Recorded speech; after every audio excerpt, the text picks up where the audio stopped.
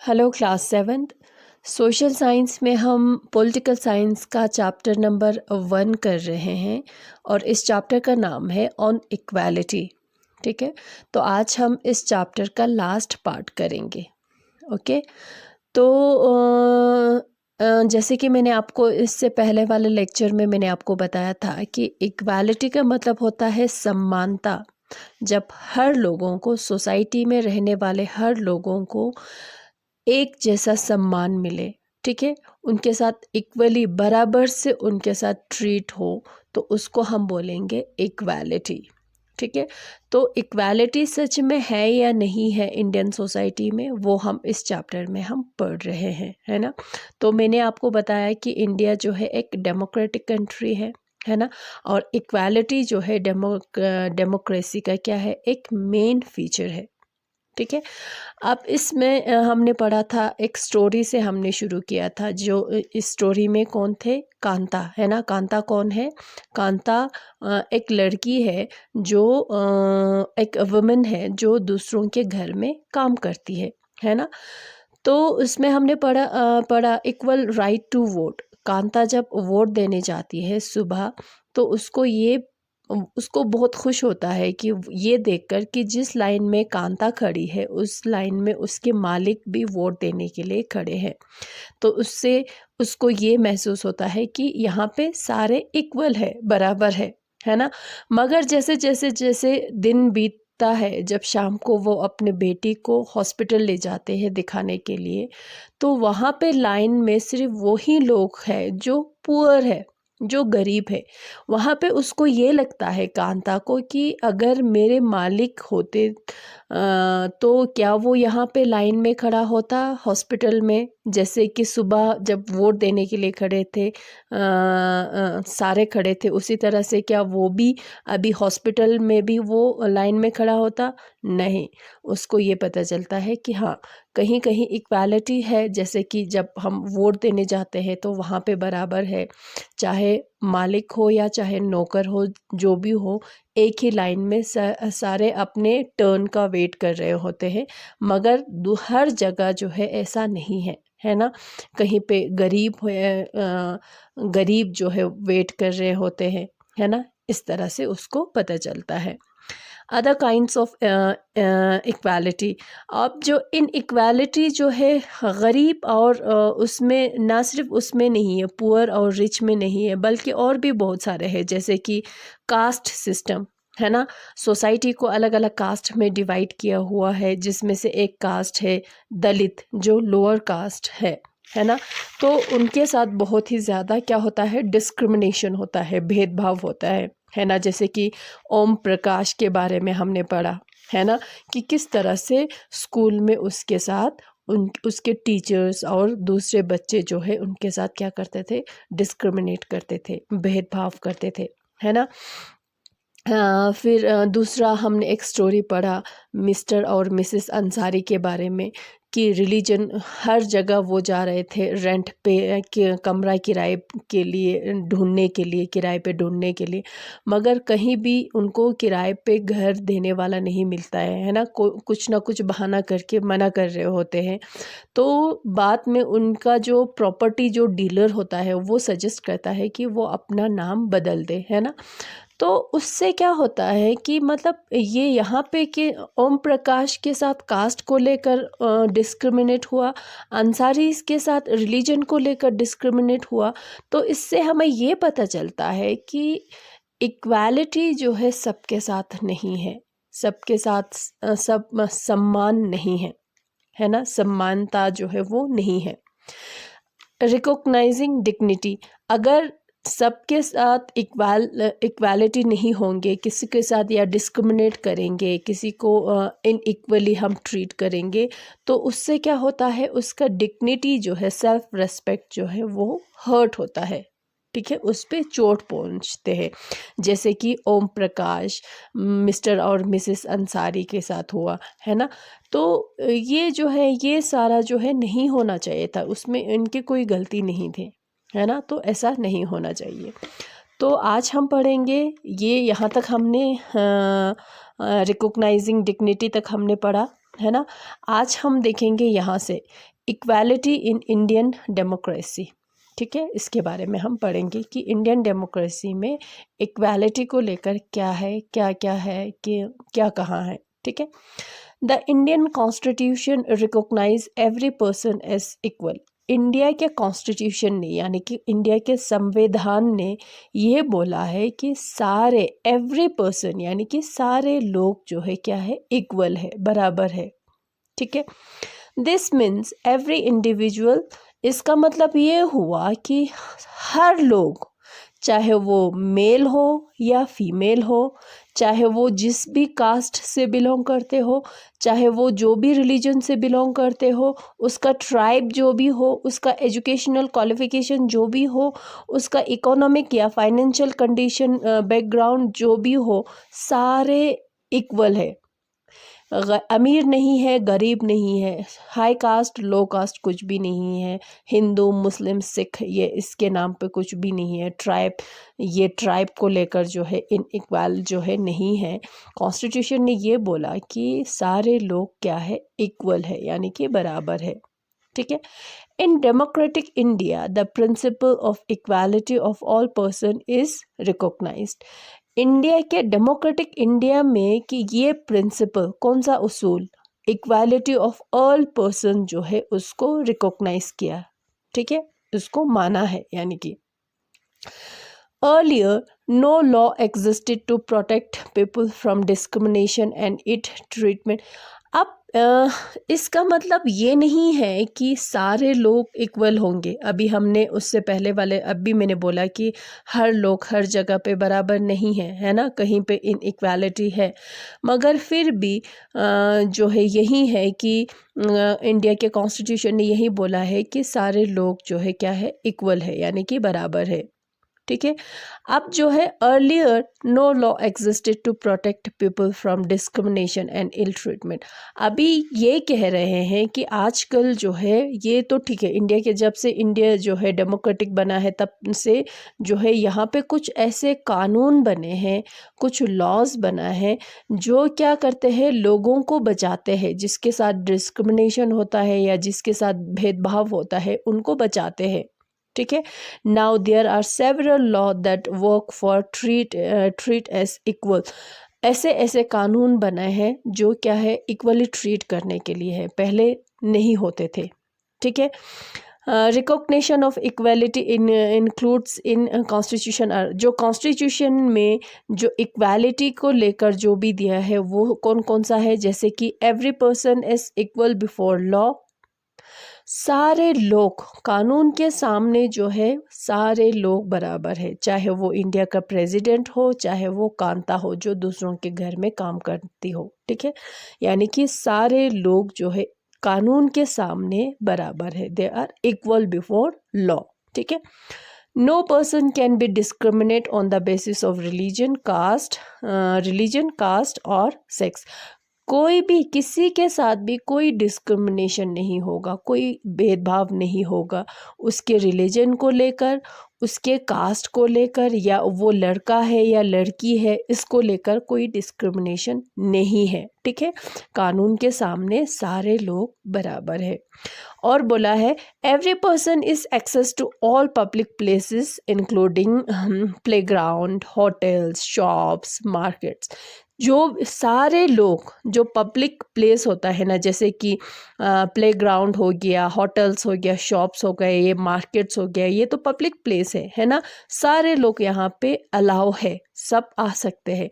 नहीं तो मैंने आपको बताया था कि ऐसे ऐसे होता था कि जो लोअर कास्ट से जो बिलोंग करते थे उनको नहीं आने देना, ठीक है। All can use publicly available wells road, जो पब्लिक के लिए, जो आम जनता के लिए जो भी बने हैं, जो भी फैसिलिटीज़ हो उसको सब यूज़ कर सकते हो, जैसे कि कुआं हो गया या रोड हो गया, ठीक है। Untouchability has been abolished. पहले अनटचेबिलिटी करके ऐसे जो है जो लोअर कास्ट के साथ बहुत ज़्यादा डिस्क्रिमिनेशन होता था उसको क्या किया, अबॉलिश कर दिया, यानी कि उसको ख़त्म कर दिया, ठीक है। ये सारे जो है दिए गए हैं, ये सारे फैसिलिटीज़ जो है इंडिया के कॉन्स्टिट्यूशन में दिए गए हैं, ठीक है। Through law and programs or schemes, government try to help disadvantaged communities. और इंडिया के गवर्नमेंट जो है ऐसे ऐसे प्रोग्राम्स लॉन्च कर रहे हैं, ऐसे ऐसे स्कीम लॉन्च कर रहे हैं जिससे उन लोगों की मदद करते हैं जो क्या है, जो बैकवर्ड है, जो पुअर हो या जो कास्ट को लेकर जो डिसएडवांटेज हो या रिलीजन को लेकर डिसएडवांटेज हो, उनकी मदद करते हैं। ठीक है, उसमें से एक स्टेप जो गवर्नमेंट ने उठाया है वो है mid day meal scheme. Mid day meal वो होता है जो बच्चों को स्कूल्स में दिया जाता है, लंच दिया जाता है, उसको मिड डे मील स्कीम कहते हैं। ठीक है, सबसे पहले ये तमिलनाडु स्टेट में ये शुरू हुआ था मिड डे मील। फिर सुप्रीम कोर्ट ने हर दूसरे स्टेट्स को भी ऑर्डर दिया कि आप ये मिड डे मील जो वाला स्कीम जो है आप भी स्टार्ट कर लो। कब ऑर्डर दिया? 2001 में। ठीक है, पहले कौन से गवर्नमेंट ने, कौन से स्टेट ने स्टार्ट किया था इसको? तमिलनाडु ने स्टार्ट किया था। ठीक है, government program play an important role in increasing equality. There is much still need to be done. अब ये जो सबसे पहले तो हम मिड डे मील के बारे में मैं थोड़ा सा आपको बताऊंगी। मिड डे मील में क्या होता है कि बच्चे क्या करते हैं, सिर्फ घर से अपना प्लेट जो है वो बैग में डालकर, स्कूल बैग में डालकर ले आते हैं। ठीक है, तो नहीं तो क्या होता था कि घर से जितना खाना मम्मी अगर है तो घर से बना के लंच बेचना, या अगर नहीं तो स्कूल के आसपास है तो घर चले जाना लंच खाने के लिए। ठीक है, ऐसा होता था। तो जब मिड डे मील्स शुरू किया तो लंच का ये कोई टेंशन नहीं, सिर्फ प्लेट, खाली प्लेट जो है टिफ़िन बैग में डालो, फिर स्कूल में जाके खाना है वहाँ से मिल जाएगा। ठीक है, उससे क्या हुआ, मिड डे मील से क्या हुआ, जो पुअर बच्चे हैं ना, जो पुअर चिल्ड्रन है ना, वो भी स्कूल आने लगे। ठीक है, तो आने लगे क्योंकि उनको खाने का बहुत ज़्यादा प्रॉब्लम होता था, तो फिर वो भी स्कूल आने लगे। तो टीचर्स ने ये नोटिस किया कि स्कूल के जो अटेंडेंस, बच्चों के जो अटेंडेंस है ना, वो अच्छे हो रहे हैं, इम्प्रूव हो रहे हैं। पहले क्या होता था कि बच्चे गरीब जो है खाना लेकर ये फिर कैसे आएंगे फिर। ठीक है, फिर ये जो है कुछ बच्चे खाना खाने के लिए लंच के टाइम पे स्कूल से घर चले जाते थे और वापस आते ही नहीं थे, है ना। तो इस तरह से अटेंडेंस जो है वो कम होता था। जब से मिड डे मील स्टार्ट किया तब से अटेंडेंस जो है वो इम्प्रूव हो गया। ठीक है, दूसरा जो है स्कूल में क्या होता है कि सारे बच्चे जो है पूरा इकट्ठे बैठकर together, they will eat together, है ना। उसमें कोई वो नहीं होगा, भेदभाव, डिस्क्रिमिनेशन कोई नहीं होगा कि चाहे वो पुअर हो या रिच हो, चाहे वो शेड्यूल, चाहे वो दलित हो या अपर कास्ट के हो, सारे बच्चे जो है इकट्ठे मिलजुल के उस खाना वही खाना खाएंगे, है ना। तो इससे क्या होगा कि मतलब टुगेदरनेस जो है वो, उसकी जो फीलिंग जो है वो भी बढ़ जाता है ना। वो फीलिंग भी आता है कि हाँ, स्कूल में सारे बराबर है, सारे में हम सारे एक ही जैसे खाना खा रहे हैं। ठीक है, तो ये फ़ायदा हुआ मिड डे मील से। ठीक है, government program play an important role. Government जो भी प्रोग्राम करते हैं, जो भी प्रोग्राम लॉन्च करते हैं, जो भी स्कीम लॉन्च करते हैं, वो बहुत ही इम्पॉर्टेंट रोल प्ले करते हैं इक्वालिटी को इंक्रीज़ करने के लिए, बढ़ाने के लिए। और भी बहुत कुछ करने की ज़रूरत है। ठीक है, और भी बहुत कर रहे हैं गवर्नमेंट, इंडियन गवर्नमेंट जो है कर रहे हैं, और भी बहुत कुछ करने की ज़रूरत है। Even today, there are several schools where Dalits are treated unequally or discriminated. Their dignity is not respected. और भी ऐसे बहुत सारे स्कूल्स हैं, ऐसे गांव हैं जहाँ पे क्या होता है, जो दलित होता है ना, जो लोअर कास्ट होता है ना, उनके साथ बहुत ही ज़्यादा डिस्क्रिमिनेशन होते हैं। उनके आत्मसम्मान को रेस्पेक्ट नहीं करते हैं। This is because people refuse to think of them as equal.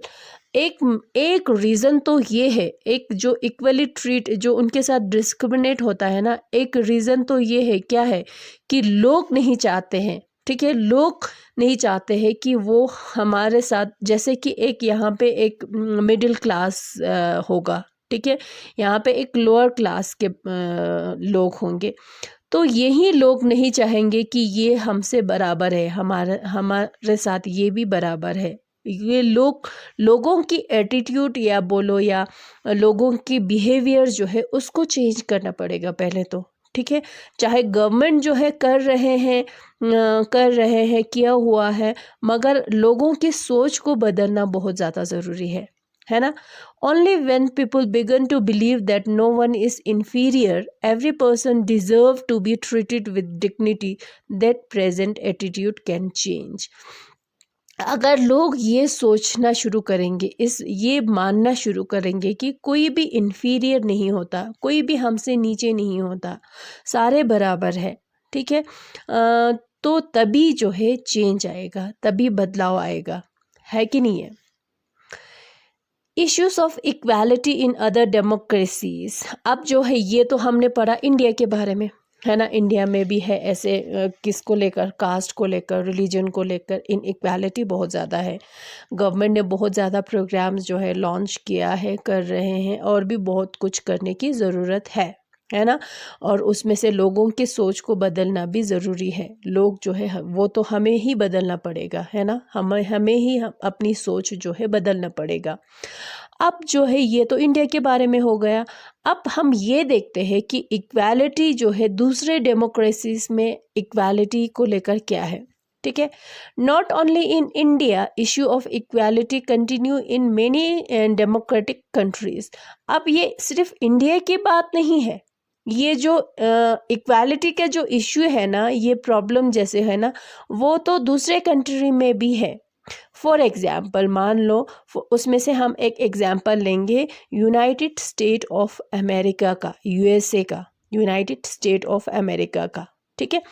वहाँ पे क्या है, लोग हैं जिसको अफ्रीकन अमेरिकन्स बोलते हैं। क्या बोलते हैं? अफ्रीकन अमेरिकन्स, ठीक है। whose ancestors were the slaves who were brought over from Africa।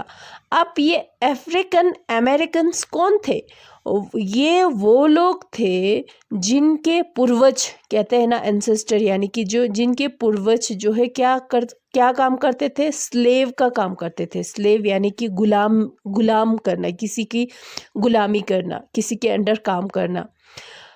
Who were brought over from Africans, और इनको कहाँ से लाया गया था? अमेरिका में अफ्रीका से लाया गया था, ठीक है। उनको क्या कहते हैं? अफ्रीकन अमेरिकन्स कहते हैं, ठीक है।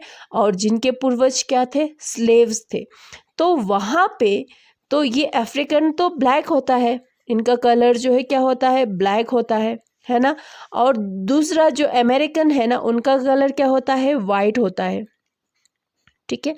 अब ये वाइट जो है इन ब्लैक्स के साथ बहुत ही ज़्यादा डिस्क्रिमिनेशन करते हैं, यानी कि उनके साथ बहुत ही ज़्यादा भेदभाव करते हैं, ठीक है।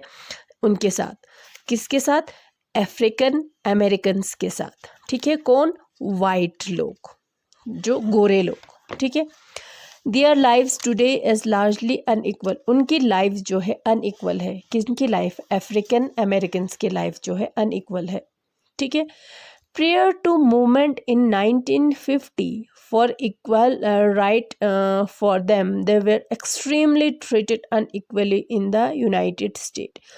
एक मूवमेंट हुआ था 1950 में इक्वल राइट्स के लिए, बराबर का हक के लिए, ठीक है। उससे पहले उस मूवमेंट से पहले जो है उनके साथ बहुत ही ज़्यादा डिस्क्रिमिनेट होता था, भेदभाव होता था। जैसे कि फॉर एग्जांपल बस ले लो, बस होता है ना, जो पब्लिक ट्रांसपोर्ट होता है ना, बस में जो अफ्रीकन अमेरिकन्स होते थे ना, उनको सबसे पीछे वाले सीट पे बैठना पड़ता था। अगर सीट पे, अगर मान लो अगर किसी भी सीट पे वो बैठ गए, तो अगर उस बस में कोई वाइट अमेरिकन्स उस बस में बैठा, उस बस में चढ़ा, तो उसको अपना सीट जो है उसको ऑफर करना पड़ता था कि चलो, वो एकदम से खड़े हो जाते थे कि आप बैठिए यहाँ पे आप, ठीक है। तो उसको देना पड़ता था, ठीक है। अब एक बार क्या हुआ, रोसा पार्क्स करके एक लेडी थी, ठीक है, जो क्या था, एक अफ्रीकन अमेरिकन थे वो, ठीक है। तो वो पूरा थका हुआ अपने ऑफिस से वापस आ रही थी घर। तो वो बहुत थकी हुई थी, तो उसने क्या किया, वो जिस सीट पे वो बैठी हुई थी उसने अपना सीट वाइट को उसने ऑफ़र नहीं किया, ऑफ़र करने से उसने मना कर दिया। तो उसने बोला कि नहीं, मैं नहीं, अपना सीट नहीं दे सकती क्योंकि मैं बहुत थक गई हूँ, ठीक है।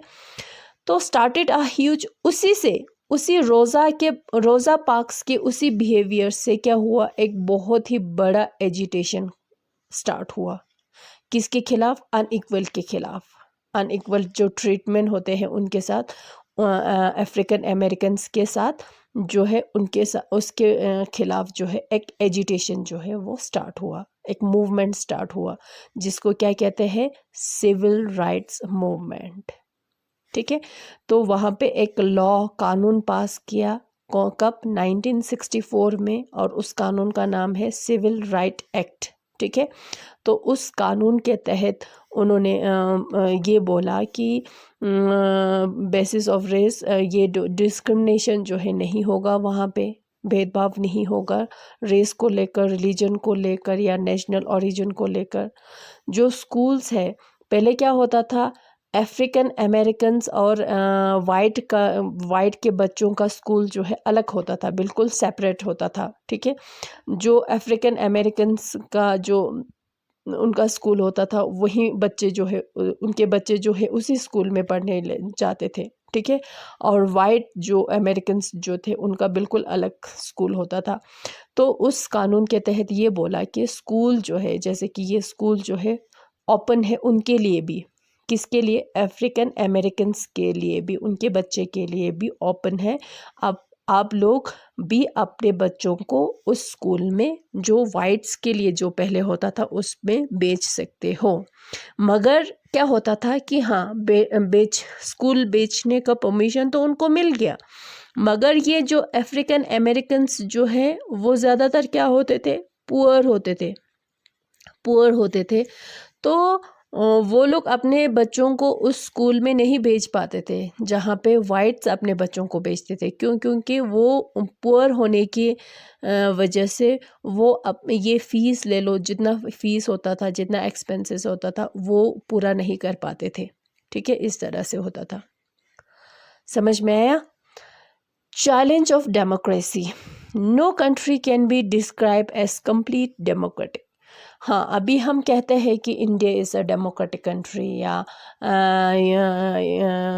United State of America is a democratic country, मगर किसी भी कंट्री को हम कंप्लीट डेमोक्रेटिक कंट्री हम नहीं मान सकते, है ना। तो हाँ, हम बोलते हैं कि equal, every person is equal, मगर हाँ, स्टिल अभी भी अनइक्वलिटी तो है ना। सबके साथ सबको एक तरह का सम्मान नहीं मिलते हैं, ठीक है।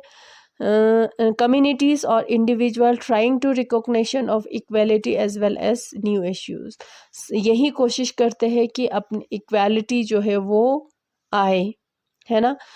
is the struggle for the recognition of all person as equal and for their dignity to be maintained, जो है ये जो है, जो ऑल पर्सन जो है, सारे लोग जो है बराबर है, ये स्ट्रगल तो है वो तो मेंटेन रहेगा ही रहेगा, ये तो कंटिन्यू रहेगा। और डिग्निटी टू बी मेंटेन्ड, और सारे लोग जो है अपना आत्मसम्मान कहते हैं ना, डिग्निटी जो है, यही चाहते हैं कि लोग हमारी जो डिग्निटी जो है वो मेंटेन रहे, है ना। तो उसी के लिए तो सारे स्ट्रगल करते हैं, है कि नहीं है। तो ये है, समझ में आया। तो ये हमारा चैप्टर हो गया ऑन इक्वालिटी पे, ठीक है। तो आज ये हमारा चैप्टर कंप्लीट हो गया। नेक्स्ट क्लास में हम करेंगे इस चैप्टर का एक्सरसाइज, ठीक है। Thank you.